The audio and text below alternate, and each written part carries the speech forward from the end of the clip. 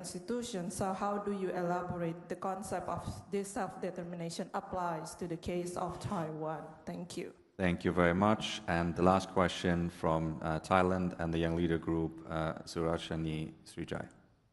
Thank you, Chair. My question is for Minister Chan, just a follow-up question from your comments on Myanmar.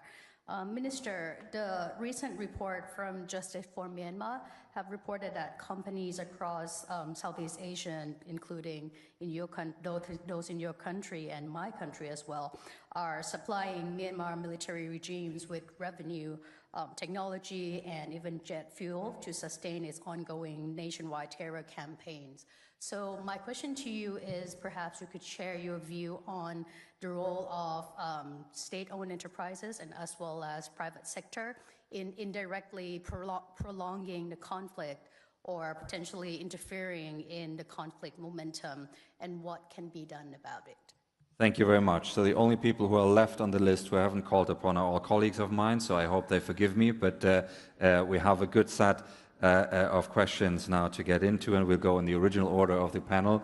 Billy Joseph, I'll turn to you first. You had, again, a few points that were specific for you. So in terms of what would you like to see in terms of capacity building initiatives, make sure that the overlap is limited and that everything is aligned with your priorities and regional priorities. There was the point about as a resilient democracy connected to the region. What are you looking for in security partnerships? And please pick up, feel free to pick up on other points that were raised. If we can try everyone to do their remarks in 3 minutes each, that would be fantastic. Yes. All right, thank you. I would like to thank the question from Japan. Japan is a very important partner for Papua New Guinea, and I would like to say that we do have a lot of trade and relationship with them. Most of the infrastructures in the country have been built by Japan. So in the question as to what more can be done to build capacity, I think we need to look at the trade partnership, the economic activities that are being done in the country. Japan need to take more interest, and also at the same time HDR. Investment in HDR would go a long way. As I said, the effect of climate change is really felt in some countries in the Pacific, including mine.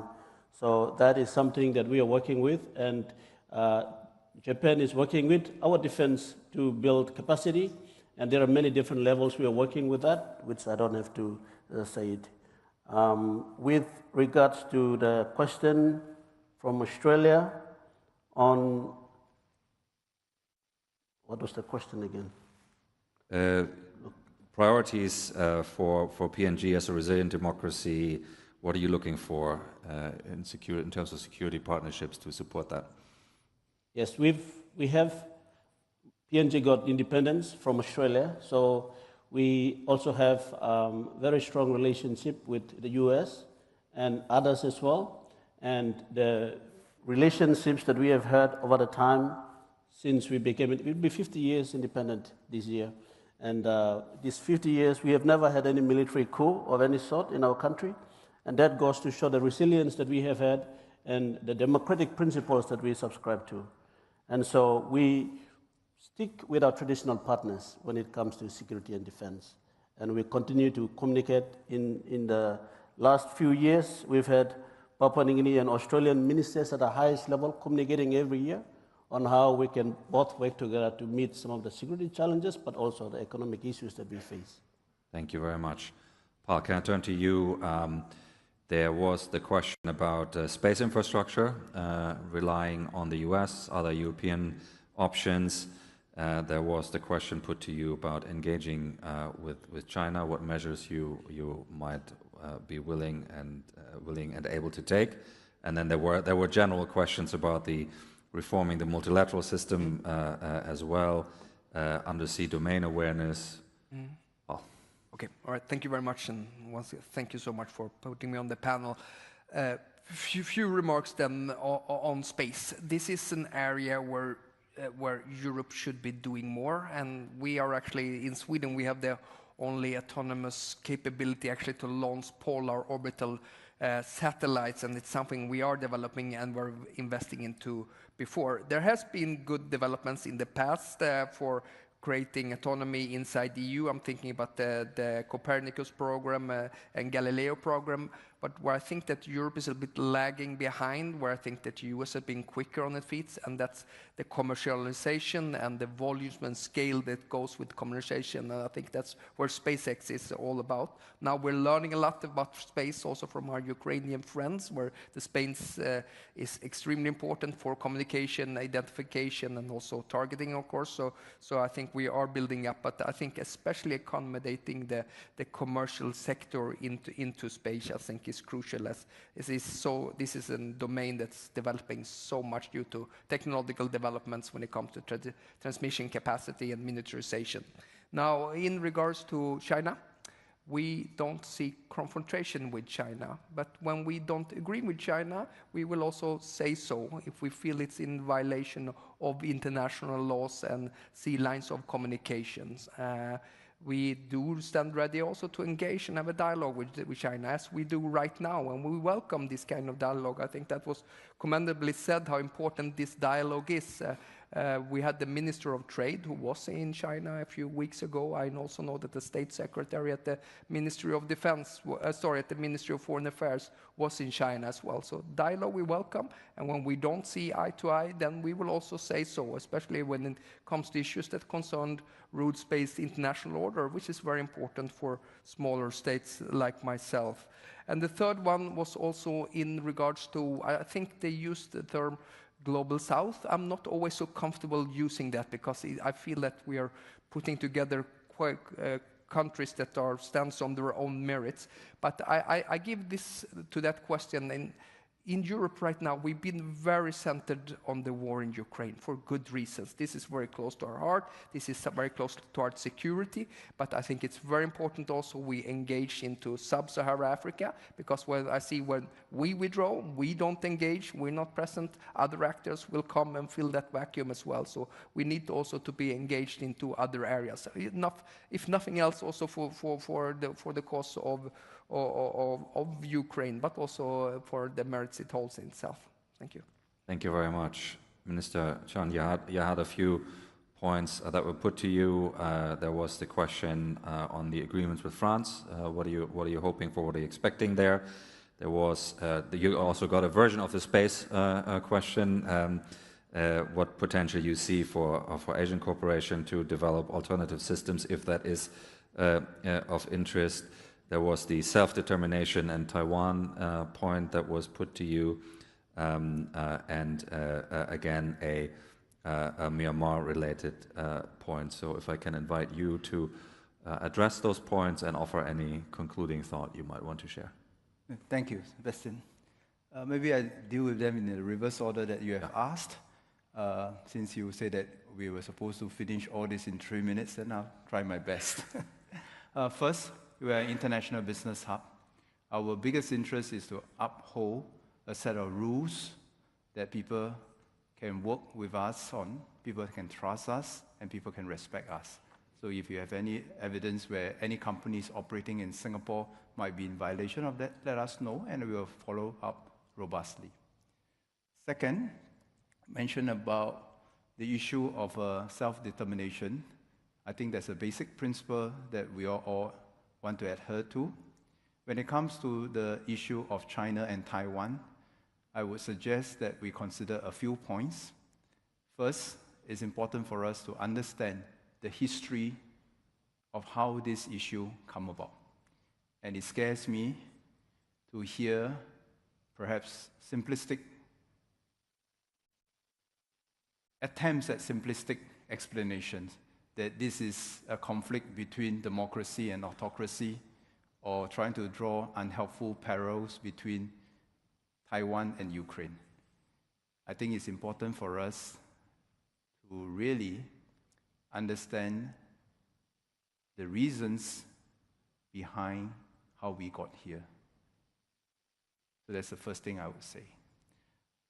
Second, I think how this issue is going to be resolved, if not managed, will have to be determined by the Chinese people. It will have to be so.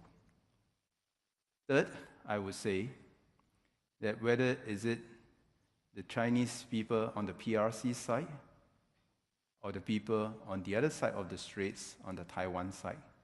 I think if you ask the common folks, they all share some similar end goals. First, I don't think the people on either side of the Taiwan Straits desire war and conflict.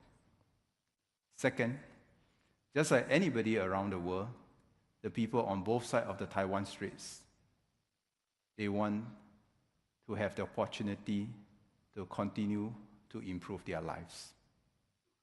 They want to have a sense of security, including economic security, and we hope that both sides across the Taiwan Straits, both at the people level and at the political level, will be able to open up the channels of communications to discuss where their shared future lies and where their shared interest lies. And I think this is something that is important for both sides to do. On the issue of the reform of the global system, be it the global trade order or the global security order, I would just say the following. And having been the trade minister before, I will say this. If we want to abide by a set of rules, then we must respect the outcomes from this. It cannot be that if this set of rules disadvantaged me or did not give me the result that I wish in one particular scenario, I will therefore throw the baby out with the bathwater. When we say that we abide by a set of rules, it doesn't mean that that set of rules will always give us the outcome that we desire. That will never happen. But we must have a shared understanding that it is to our benefit to make sure that even at times when the rules did not give us the favorable outcome that we desire, we must continue to abide by this. The second thing that I must say, and I agree with many participants that I've spoken to, is that there are new challenges and we must evolve new rules to manage those new challenges. So take the WTO as an example, the World Trade Organizations. We have challenges to make sure that the current or the previous dispute settlement mechanism continue to work even as we search for a new set of rules for various issues. But yet at the same time, we must have the interest to develop new rules for the new kinds of trade relations that are emerging, whether it's on the digital front or elsewhere. So we cannot be caught just trying to settle the quarrels of yesterday, so to speak, without an eye of the challenges that might emerge tomorrow. We need to do both together. But most importantly, we must remember that a set of rules is there so that we can all, just like having traffic rules, have a safer environment. It's not whether that set of rules favor me or not in one or another particular situation. And last but not least, on the issue of cooperating with France and space, can I just put it in a broader context? I think one of the wonderful things from this conference is that today, from Singapore's perspective, we no longer confine our security partners or partners for cooperation from just a geographical lens. Many of the challenges that we face today and tomorrow are cross-border challenges that transcend the local geography. We take the example of Singapore and Sweden. What can we work together? In the past, we worked together on building up our submarine capabilities. That was perhaps conventional capabilities. Today, there are new areas that we have just discussed that we can work together. For example, the issue of supply chain resilience. How does Sweden strengthen its supply chain? There are lessons from Sweden's experience that Singapore can take. And there are areas that we can work together. The area of countering misinformation or disinformation.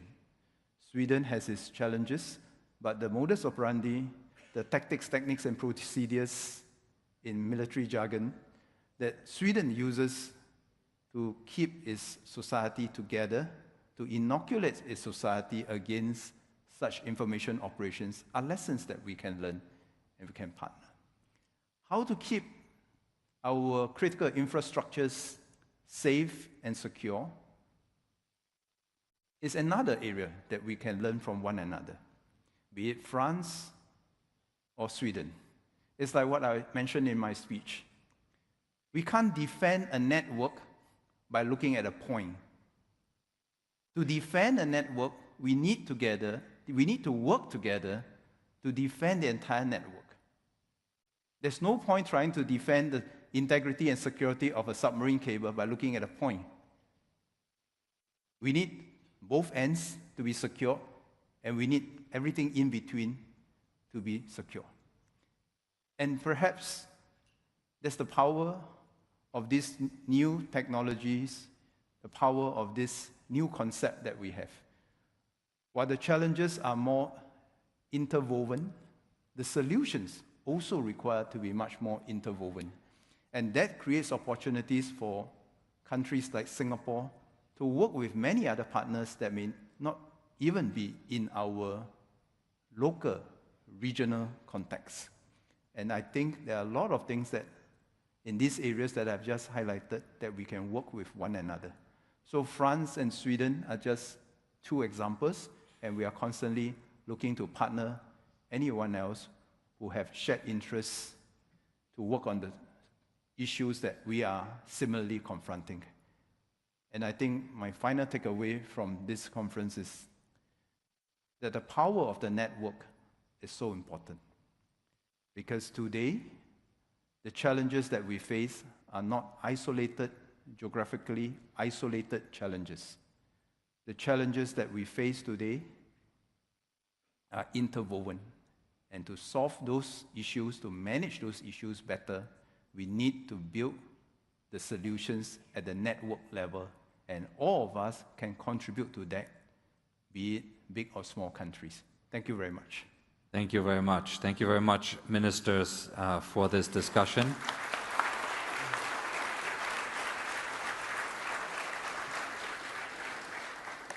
We are now concluding the 22nd IISS Shangri-La Dialogue, and the first thing I would like to do in doing so is to thank the wonderful IISS staff here at the IISS Asia office and the executive director of that office, Verle Nouwens.